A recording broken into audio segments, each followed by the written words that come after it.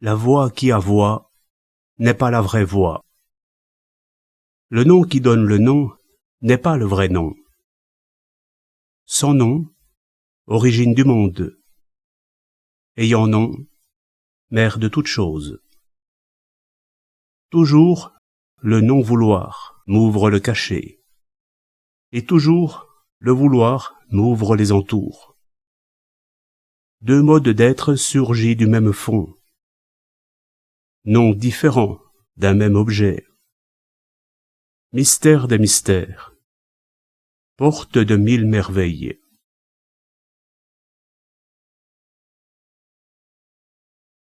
Dès que chacun reconnaît le beau pour beau, le laid apparaît. Dès que tous savent ce qu'est le bien, fleurit le mal. L'être est issu du non-être. Le malaisé se résout dans l'aisé. Le long est formé du court. Le haut s'édifie sur le bas. La mélodie s'harmonise de notes. L'après succède à l'avant. Telle est la norme. Le sage s'emploie au non-agir et professe l'enseignement sans parole.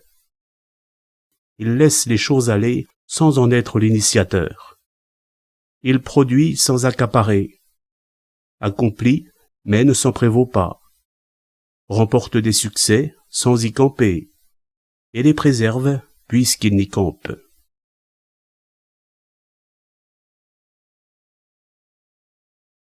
N'exalte pas les sages. Le peuple ne sera pas querelleur. Ne prise pas les biens rares si tu ne veux pas qu'ils soient voleurs. N'exhibe pas des objets désirables pour ne point troubler son cœur. Le sage, quand il gouverne, vide la tête, emplit le ventre. Il assouplit la volonté, durcit les os. Le peuple sans pensée ou désir n'ose ni n'agit. Ainsi, tout est en ordre.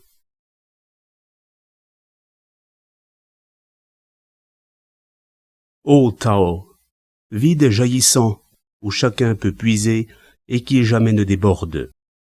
Ô insondable gouffre, ancêtre de toutes choses, tu émousses tout tranchant, dénoue tous les nœuds, fusionne toute lumière, unifie toute poussière. Si profond que tu sembles exister, de qui es-tu le fils, toi qui pourrais être l'aïeul des dieux?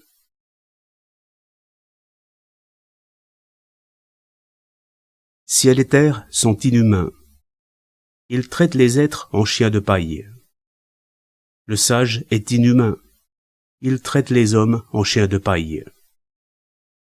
Entre ciel et terre est un soufflet de forge. Vide et infatigable, plus on l'actionne, plus fort il souffle. À tout vouloir savoir, vite on s'épuise. Le mieux est d'occuper le centre.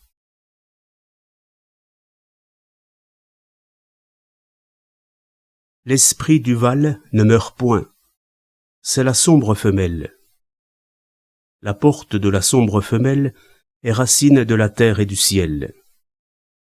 Fil de soie infini qui semble presque exister et dont on use sans jamais le dévider.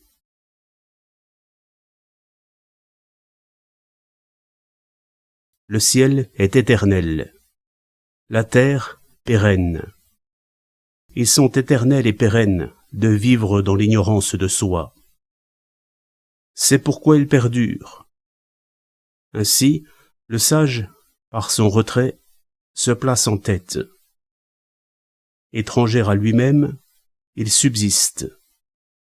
Dépouillé de tout égoïsme, il réalise ses ambitions.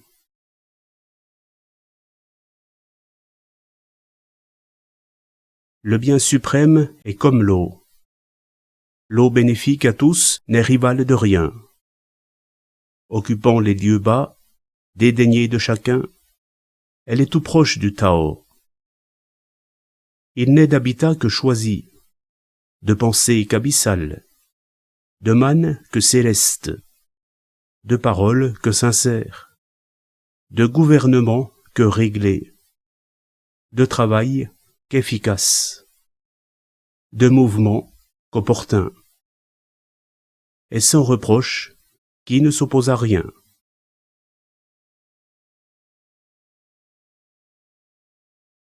Cesse donc d'accumuler. Qui trop affûte émousse. Ces salles remplies d'or et de jade, pourras-tu les garder des voleurs? Cet homme riche et couvert d'honneur s'attirera par sa morgue le malheur. S'effacer l'œuvre accomplie est bien dans la manière du ciel.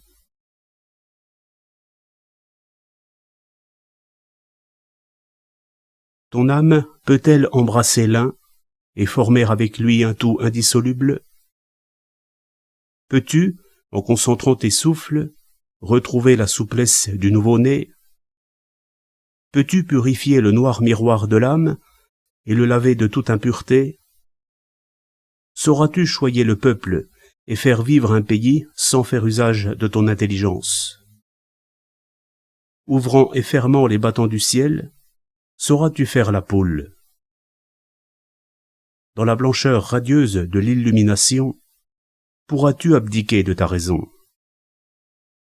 Ô toi qui prêtes vie et nourris, tu prêtes vie sans t'approprier, tu fais croître sans diriger, car telle est la vertu mystérieuse.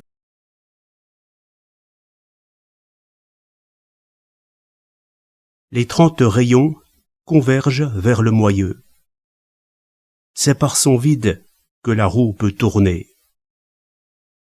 On monte l'argile pour façonner les vases. C'est par leur vide qu'ils peuvent contenir. On perce portes et fenêtres dans les maisons. C'est par leur vide qu'elles peuvent abriter. La matière est utile aux choses. Son absence leur permet d'œuvrer.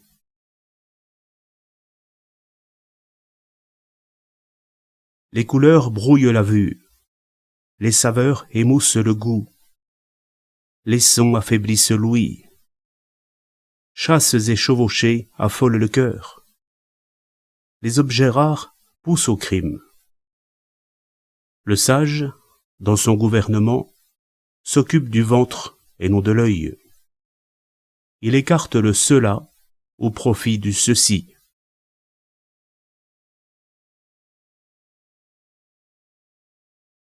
Vois en toute faveur de la frayeur. Chéris ce fléau qu'est ton corps. Que signifie vois en toute faveur de la frayeur? La faveur dégrade, car on vit dans la hantise de l'obtenir ou de la perdre. D'où la formule vois en toute faveur de la frayeur. Que signifie chéris ce fléau qu'est ton corps? Tous les malheurs viennent de ce que nous avons un corps.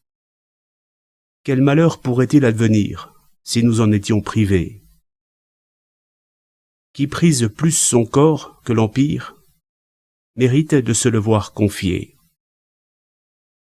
Qui ménage son corps comme si c'était l'empire, est digne de le recevoir en dépôt.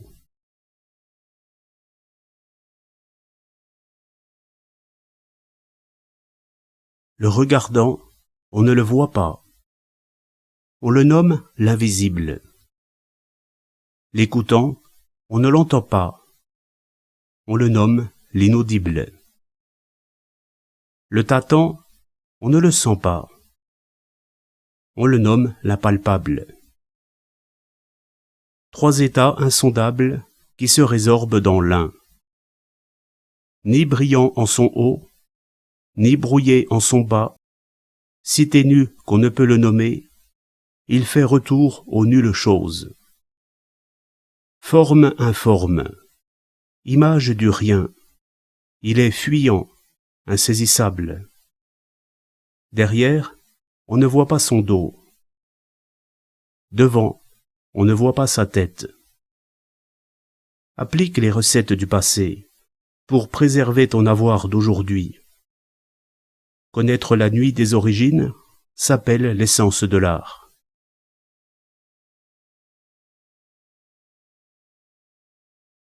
Ceux qui, jadis, ont pratiqué la voie étaient subtils, ténébreux, insondables. Insondables, je vais pourtant tenter de les décrire. Hésitant comme s'ils traversaient un fleuve gelé, circonspects comme s'ils craignaient leurs voisins, graves comme des gens en visite, ils fondaient comme neige au soleil, et paraissaient alors hébétés comme des souches, béants comme des vallées, turbides comme l'eau boueuse. Au trouble qui, reposant, peu à peu s'épure, corps au repos que le mouvement, lentement, ranime. Qui s'adonne à cet art ne cherche pas à s'emplir. Ne cherchant pas à s'emplir, il se renouvelle sans fin.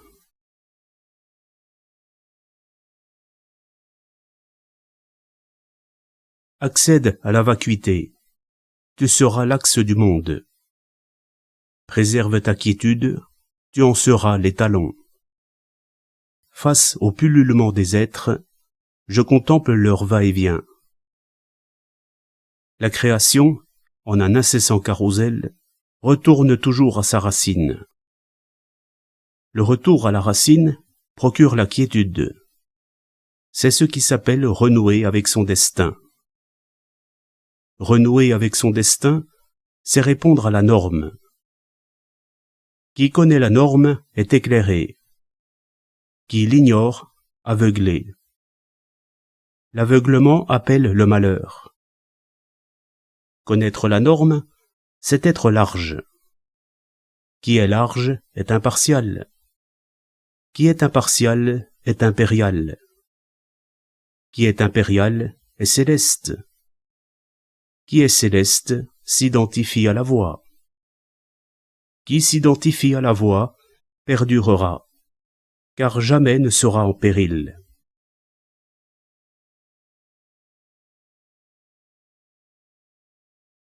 Le mieux, on sait seulement qu'il existe. Moins bien, on le chérit et on le loue. Encore moins bien, on le redoute. Tout en bas, on le méprise. Faute d'être de parole, on suscite la mauvaise foi. Circonspect, le sage pèse ses mots.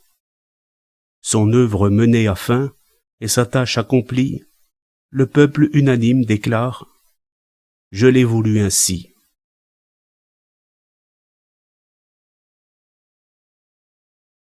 Avec l'abandon de la grand-voie, naissent bonté et justice. L'apparition de l'intelligence s'accompagne d'artifices. Sitôt que la discorde déchire les familles, il y a père aimant et fils pieux. Des troubles ravagent-ils l'État que s'illustrent les ministres intègres.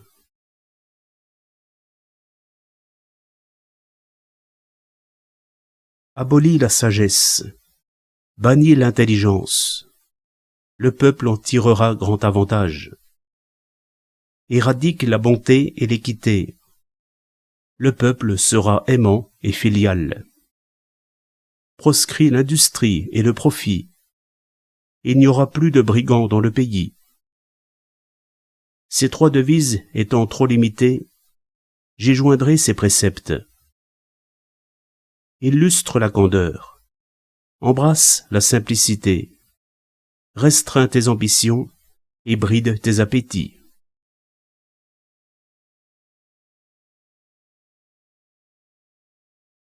Abandonne l'étude pour être sans souci. Entre oui et ouais, quelle est la différence? Entre beau et laid, la distance est-elle grande? Ne dois-je point m'effrayer de ce qui effraie autrui? Ce tourbillon prendra-t-il jamais fin? Ils se réjouissent et se gobergent, nos sœurs faisant ripaille à de grands sacrifices, oisifs sur une haute terrasse au printemps. Moi seul suis impavide, tel un os de devin vierge de craquelure. Je suis le nouveau-né qui n'a pas encore ri. Léger, je flotte comme sans abri. Tout le monde a des surplus. Moi seul ai tout perdu, car j'ai gardé mon innocence. Mon esprit est confus, confus. La foule est éclairée. Moi seul je suis bouché. La foule est vétilleuse. Moi seul suis nébuleux. Je fluctue comme la mer et vais au gré des vents. Ils savent tous y faire. Moi seul suis réfractaire. Pourquoi si solitaire? C'est que je tette encore ma mère.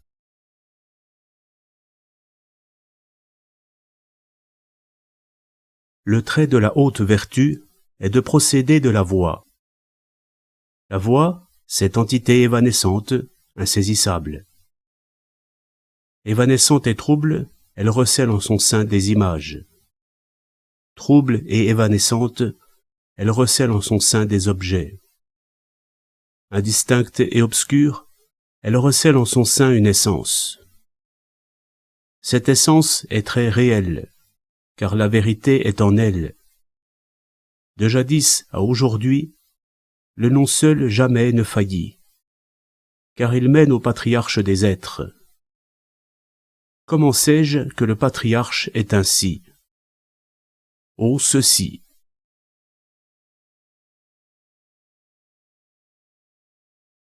Ce qui ploie reste entier, fléchi, se redresse. Ce qui est creux se remplit, usé se renouvelle. Qui peu étreint fait des gains, qui trop embrasse mal étreint. Le sage se contente de tenir l'un, pour être le pasteur de l'empire. Falot, il brille. Effacé, il resplendit. Modeste, il a des succès. Ne paradant pas, il perdure. De ne point contester, nul ne lui conteste rien. On voit donc que le mot d'ordre des anciens, ce qui ploie reste entier, n'est pas vain. Les foules vont à qui reste entier.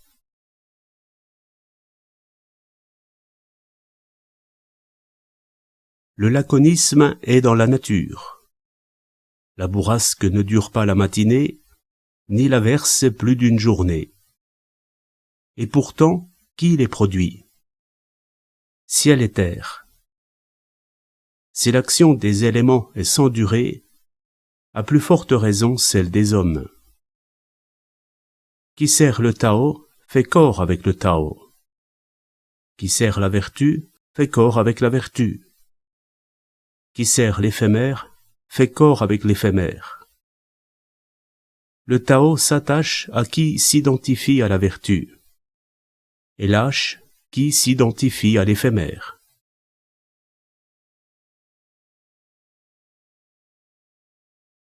Qui ne choisit de se hausser sur les pointes, ou peut voyager loin, d'allonger la foulée. Qui trop se montre manque d'éclat, qui se pavane ne brille pas, qui se vante n'a pas de succès, qui se rengorge ne dure pas. Toutes ces conduites sont au regard de la voix, des rebuts ou des tumeurs, que les hommes ont en horreur. Qui suit la voix s'en écarte.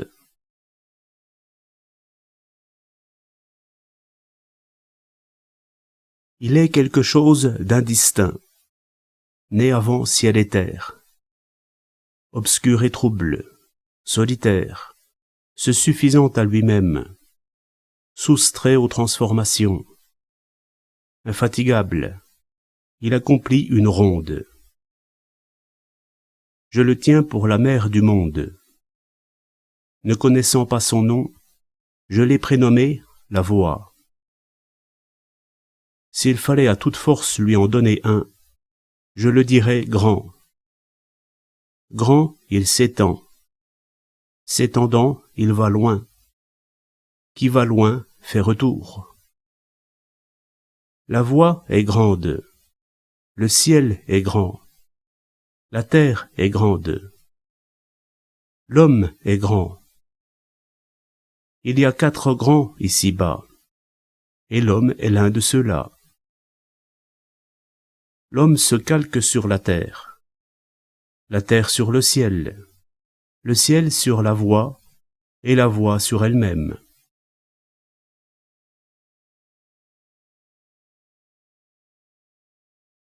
Pesant, tu es racine du léger. Calme, tu es maître de l'anxieux. Le sage, tout au long du voyage, ne quitte pas le pesant fourgon. En dépit des haltes à l'auberge, il se tient en paix loin de la cohue. Le maître de 10 000 chars peut-il être léger face au monde? Léger, il perd la racine. Anxieux, il perd la maîtrise.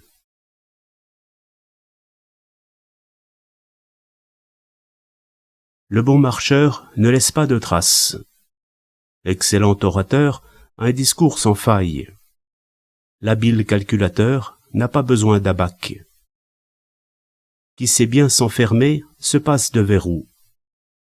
Qui sait l'art de lier sans corde ni ficelle fait des nœuds que nul ne peut défaire.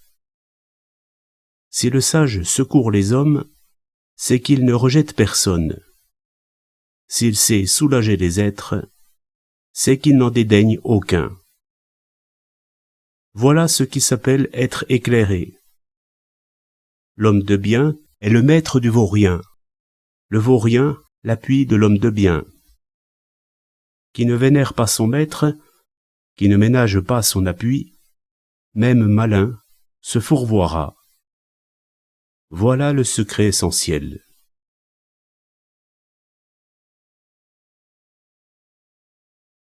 Connais le masculin, garde le féminin, sois le ravin du monde.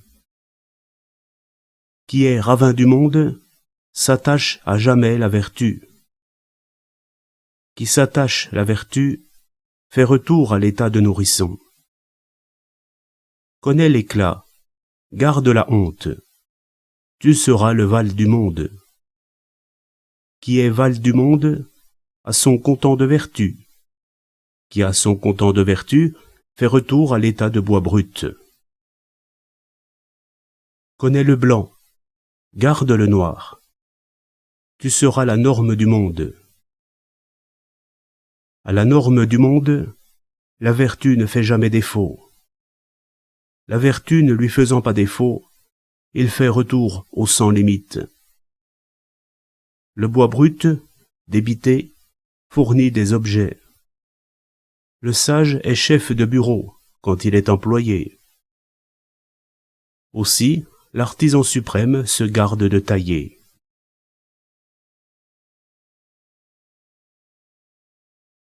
Qui voudrait s'emparer de l'empire à son profit, court, je le vois, au-devant d'un échec.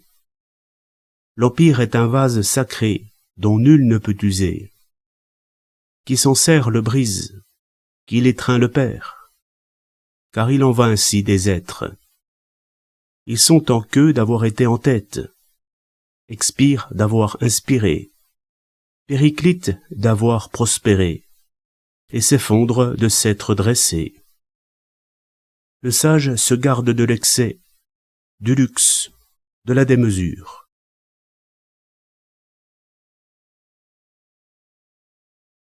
Qui assiste le souverain de son art, a garde de subjuguer l'empire par les armes, car la guerre appelle la guerre.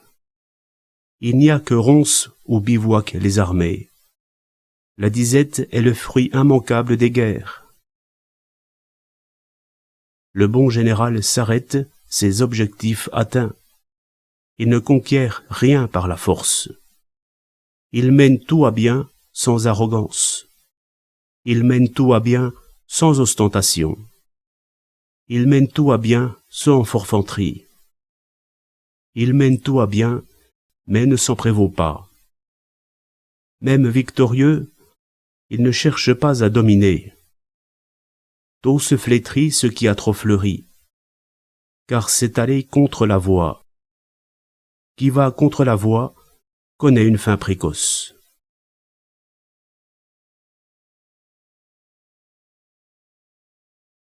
Les armes sont des objets funestes, que tous les êtres ont en haine.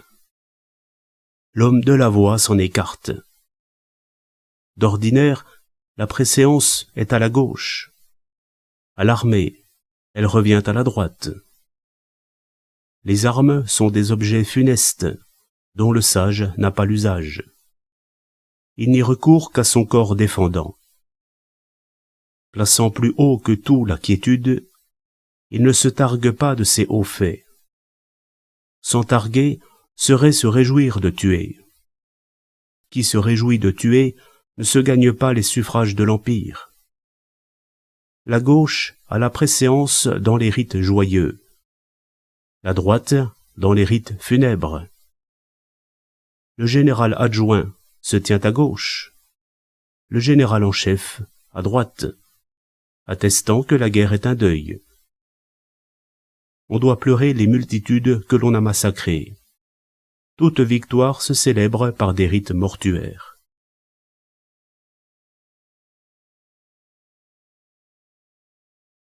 Voix à jamais innommée. Bois brut que nul n'ose asservir malgré sa petitesse. Si rois et ducs savaient la préserver, l'univers entier viendrait leur rendre hommage. Ciel et terre s'uniraient pour dispenser une douce rosée. Les hommes, sans être commandés, vivraient dans la concorde. Dès qu'il y a institution, il y a nom. Les noms, attribués, assignent des limites. Le respect des limites préserve du danger. La voie est aux êtres de l'univers, ce que les mers sont aux rivières.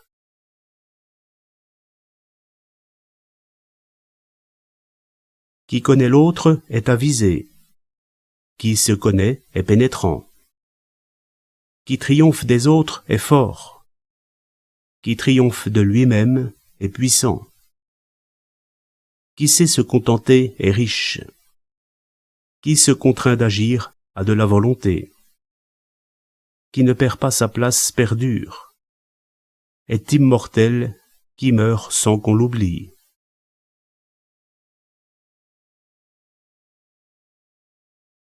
La voix est une eau impétueuse, qui se répand de tous côtés. Elle pourvoit sans mot dire à l'existence des êtres. Elle œuvre et accomplit sans en tirer gloire. Elle vêt et nourrit l'univers sans le régenter. Libre de tout vouloir, on peut l'appeler infime. S'attachant tous les cœurs sans les asservir, on peut la qualifier de grande. Le sage est grand de ne rien faire pour l'être, et accède ainsi à la grandeur.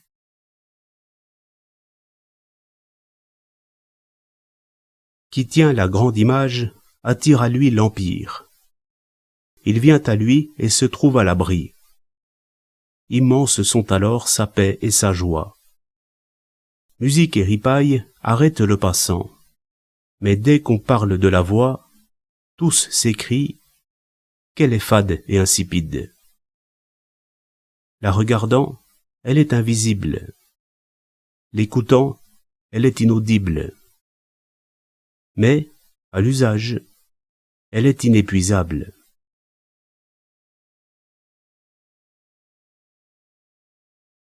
Augmente qui tu veux réduire. Renforce qui tu veux affaiblir. Élève qui tu veux démettre. Donne à qui tu veux prendre, et tu brilleras sans éclat. Le souple vainc le dur, le faible vainc le fort. Les poissons ne quittent pas les profonds abysses. Les armes du pouvoir ne se laissent point voir.